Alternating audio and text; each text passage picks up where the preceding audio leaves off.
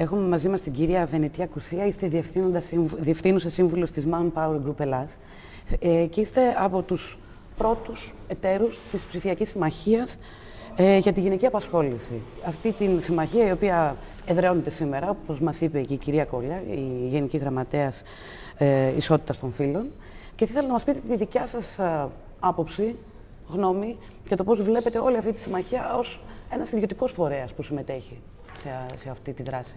Καταρχήν, όλα τα προηγούμενα χρόνια αναρωτιόμασταν αν πρέπει να συνεργάζονται οι διάφοροι φορείς μεταξύ τους, αν είναι δημόσιοι, ιδιωτικοί ή όχι. Νομίζω ότι η ευρωπαϊκή κοινότητα από το 2011 αποφάσισε ότι πρέπει να βρούμε τους τρόπους και όχι να αναρωτιόμαστε το γιατί, διότι όλοι έχουμε να συμβάλλουμε σε αυτό.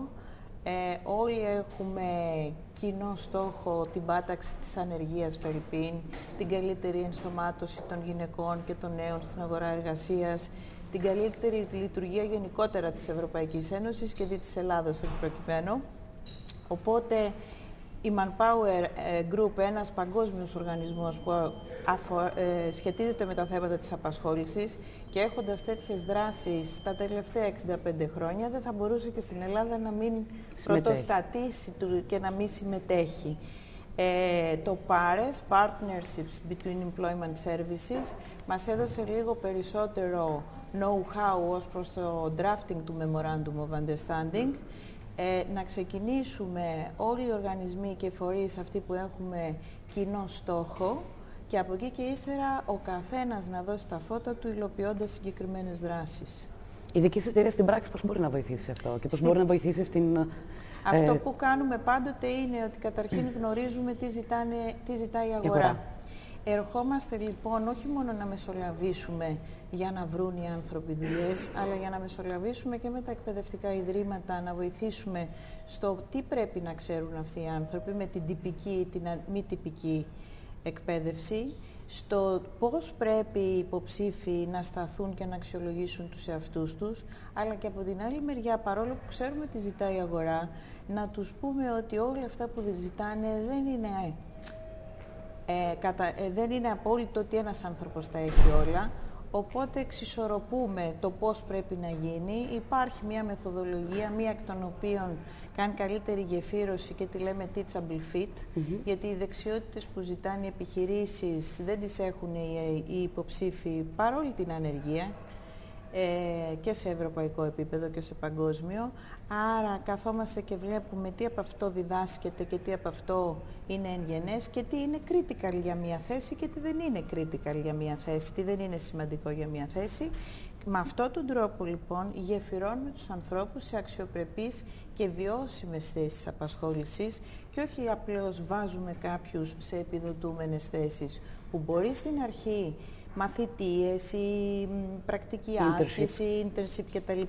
Να είναι επιδοτούμενες σε ένα μικρό ποσό για να υπάρχει αυτό το initial, η αρχική μοίηση και η προσέλκυση, αλλά μετά αυτό να εξελιχθεί σε βιώσιμη θέση και σε μια πορεία και μια σταδιοδρομία που είναι αντίστοιχη του ατόμου. Κάνοντας ένα λογοπαίγνιο με την εταιρεία σας, Manpower Group Ελλάς, εδώ έχουμε Women and Girls Go Digital.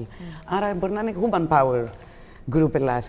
Και ποια είναι αυτά τα χαρακτηριστικά των γυναικών, θεωρείτε, και κυρίως των Ελληνίδων γυναικών, τα οποία θεωρείτε ότι μπορούν να καλλιεργηθούν ώστε να υπάρχει μια αύριο, αν θέλουμε, εκτόξευση της ελληνικής ψηφιακής απασχόλησης? Νομίζω ότι γενικά το κοινό πρέπει να μάθει ότι χωρίς την τεχνολογία είναι γενικώς αναλφάβητη, ότι η τεχνολογία δεν είναι καινοτομία, όπως ο λαμπτήρας δεν είναι πλέον καινοτομία, είναι κάτι το οποίο είναι μέσα στη ζωή μας. Οι γυναίκες θα πρέπει να πιστούν ότι δεν θα είναι ευτυχισμένες επειδή θα επιτύχουν, αλλά ούτε ευτυχισμένες επειδή θα αναγκαστούν να κάνουν 2 παιδιά και μια οικογένεια.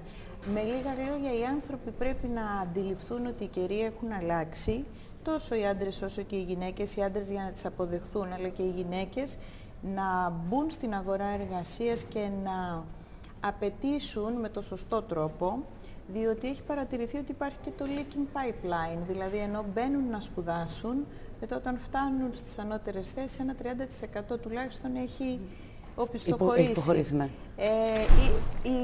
Η προσέγγιση πρέπει να είναι ολιστική και όχι Ναι, έτσι, τμηματική, αποσπασματική κτλ.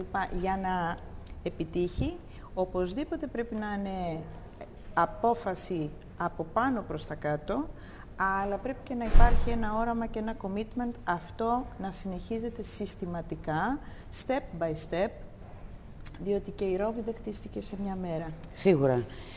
Και η Ελλάδα επίσης, η οποία περνάει δύσκολες